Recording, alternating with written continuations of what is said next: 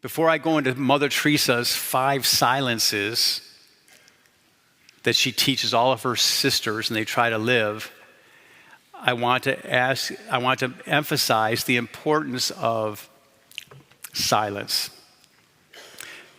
You'll never hear God until you get to a place of silence. There's a community in the church known for prayer. Many communities are known for prayer, but the Carmelites are known for deep prayer, contemplative prayer. And there's an account of 3 Carmelite priests that are going to pray for 3 hours. When they got done, they asked each other, they said, how much prayer did you get, brother? And the one said, I got 5 minutes. Wow, you got 5 minutes? The other one said, I got 10 minutes. Wow, you got 10 minutes? The other one said, I got 20. Wow. I'm talking about real prayer. When you go to prayer and you get in God's presence, tomorrow I'll share with you maybe a way to pray, but today I'm just going to give you some overview on silence and prayer. Because ultimately praying is the best way to pray is to pray. Pray to pray and then pray. Jesus says you can't do anything on your own, so you must pray to pray and then pray. If you read every book in the world on how to pray, you'll never pray. But books can help. And so when you get in the presence of God and you're actually there and you might be meditating on scriptures, which is what the rosary really is. They're all all 20 mysteries are in the scriptures. The first 18 are straight in are in Gospels, and the last 2, the Assumption of Mary is the Song of Songs, and the Coronation of Mary is Revelation 12, right? It's all in the scriptures. You're meditating on scripture, but really to get 5 minutes of that where your senses are suspended, your imagination's not running all over, to be in God's presence and to have 5 minutes of heart-to-heart with God. I'm talking about real 5 minutes. That will change your life. If this Lent you get 5 minutes, it was all worth it. I'm telling you the truth. It will change your life. Once you taste it, we talk about taste and see that the Lord is good. Taste is wisdom, that gift of the Holy Spirit to taste. Wisdom, sapienza, relates to sabroso in Espanol. Muy sabroso, tasty, a tasty. When you taste God, wow. And you see with faith, taste and see, experience and see. That's what it means, experience and see. Part of your fasting is so that you hunger and thirst for God. That's what it's supposed to do.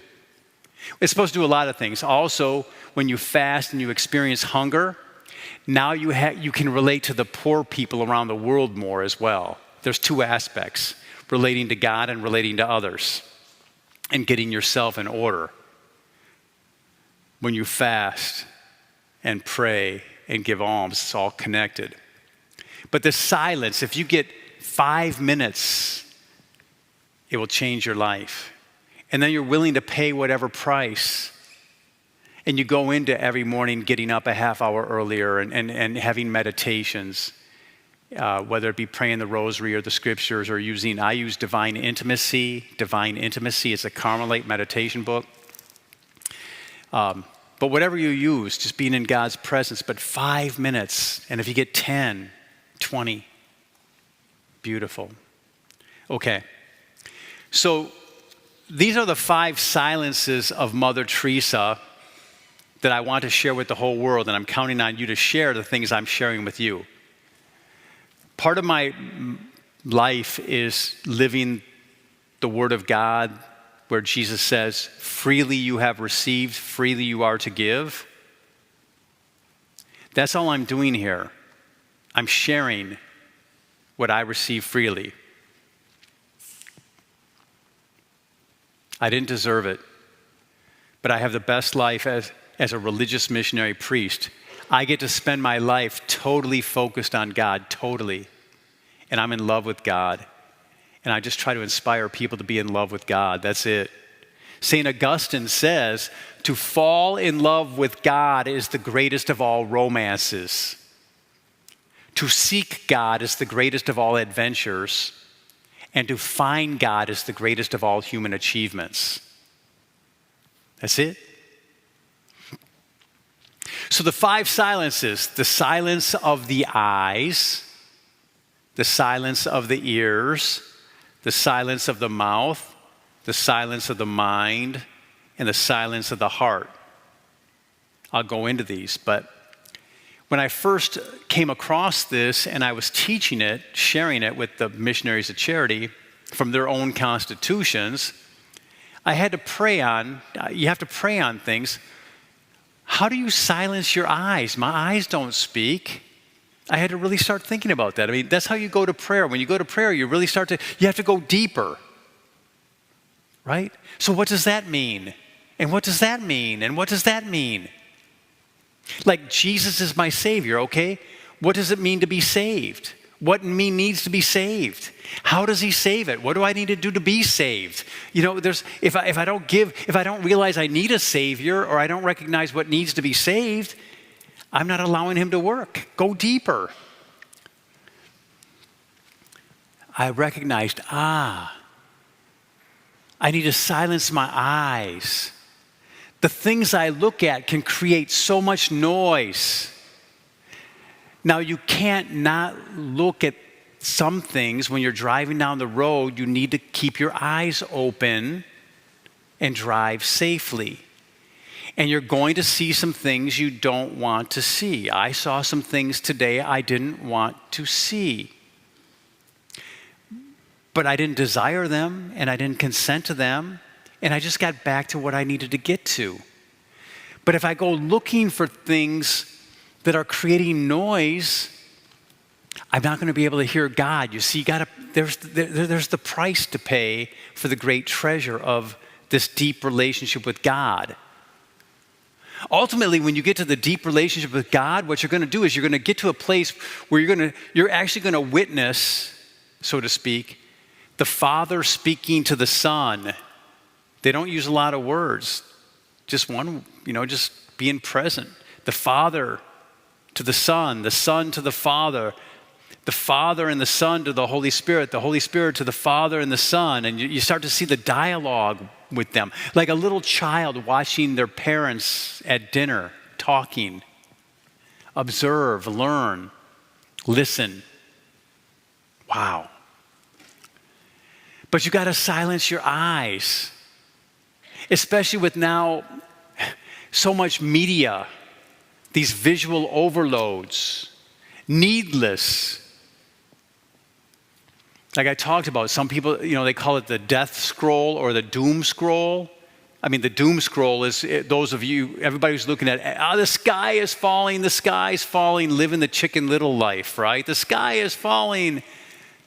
Hey, the Lord is coming, and you better get ready, and you don't know if you're going to die today. Amen. You're going to die, and you need to be ready at every moment. We'll go more into that tomorrow. But that's a healthy reflection, the 4 last things: death, judgment, heaven, hell. Every Lent mission should mention death, judgment, heaven, hell. You're going to end up in one of 2 places. Ultimately, there is a purgatory for those who die in venial sin, but still need to pay off the debt of sin. Hopefully they get the apostolic pardon. I urge everybody to call the priest and get the anointing of the sick and the apostolic pardon. The apostolic pardon can wipe away the temporal punishment due to sin if it hasn't been paid off. Apostolic pardon. Make sure the priest says it. A little prayer with the anointing of the sick. And don't wait till the last minute. Too many times people say we should have called the priest earlier. Call the priest before you call the doctor or anyone else. And actually do it a week or 2 before, or a month. Okay. But the thing is, silence your eyes. You know what you're looking at, these things that disturb you. Silence your ears, the things you're listening to, those same things that cause disturbances. I'm going to go more deeply into this, but again, you know those things causing disturbances, and that's going to lead into some of the things we'll talk about tomorrow for fasting. But you can't stop certain things from coming to you. I was giving kind of a spiritual direction to someone today.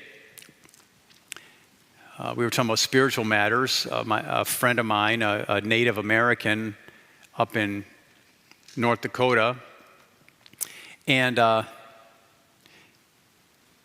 he said, "Father, did you hear about the hockey game?" And I said, "Hey, stop, I'm fasting from sports."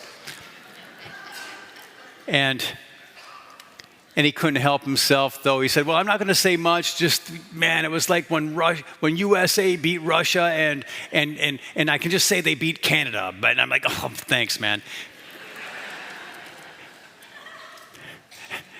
Anyway, I couldn't stop him. And then on top of it, then he starts telling me that that there's a State of the Union address tonight. And I'm like, "Hey, I'm fasting for politics too." Oh, okay. I'm like, "Oh, wow, you can't." But I didn't go looking for that. So God's going to protect me. But if you start doing this curiosity thing, and it's a waste of time, you're creating your own noise. You're making a choice. Make a choice. The things you see, the things you hear, and then what you use your tongue for. Your tongue is made to praise God. If you want to blow up a community or a friendship, just take a Molotov cocktail of gossip, chisme. That's in Espanol, chisme, chismoso. Just take it. It's like a Molotov cocktail. Throw it in the middle of the aisle right there and just blow up the whole community. Gossip is assassination of other people. This little tongue is like a rudder on a great ship. A big ship in the ocean can be steered by a little rudder. Remember, this tongue receives the blood of Jesus on it. That's what helped me when I had my conversion. After my conversion, some holy woman said, "Remember, your tongue receives the blood of Jesus." I was like, "Ooh. Okay. Sacred. My mouth should be sacred. Used for sacred things." Now, silencing the mind, that's hard because, aspects of the mind include the imagination, thoughts that come from the sensory world, and then the imagination, and then your memories, and then your thoughts. All these things are kind of intertwined. When you get to stillness, when you get to more silence, your imagination is really going to start to run wild. St. Padre Pio said that silencing the imagination is the hardest. And that's why meditating on Scripture or meditating on the Rosary is good, because it takes you to holy things. But when you try to silence the imagination and the memory, they're going to say, "Hey, we're best friends. Remember me? Why are you saying I'm unemployed? Why are you saying I'm unemployed? I'm suspended. Why are you doing that? We're best friends. Remember, we've spent our whole life imagining things." Don't get in a conversation. Just, St. Teresa of Avila says, give the dog a bone. Go to something holy. Or say to yourself, like you go into an hour of prayer when you finally get there, start with 15 minutes. Start with 5 minutes. Build up. When you go into an hour of prayer and those thoughts come, and it's amazing, once you get to silence, you're going to remember, "Oh, I forgot to turn off the light in the living room. Oh, I need to buy laundry detergent. Oh, okay." You don't ever want to lie to yourself and say that's not important. What you say is that's not important right now. Your hour for prayer is consecrated time. It belongs to God. You and God, 1 hour, your whole life you pray always, rejoice, pray, give thanks always. But that special time, get in the practice of, I'm going to have 15 minutes of devoted time to God. Try it. But it's part of silence as well.